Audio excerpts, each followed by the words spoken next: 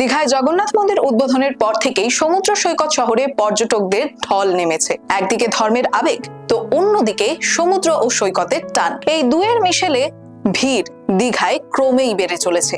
আর এই ভিড়কেই পুঁজি করছে এক শ্রেণীর ব্যবসায়ীরা। হোটেল মালিক, অটো টোটো চালক এবং দোকানদারেরা বাড়তি রোজগারের লোভে লাগামহীন দাম বাড়িয়ে চলেছে বলে অভিযোগ। এই পরিস্থিতিতে কড়া অবস্থান নিয়েছে রাজ্য প্রশাসন। মুখ্যমন্ত্রী মমতা বন্দ্যোপাধ্যায় স্পষ্ট নির্দেশ দিয়েছেন, দীঘার প্রতিটি হোটেলের রেড কার্ড দৃশ্যমান স্থানে ঝুলিয়ে রাখতে হবে।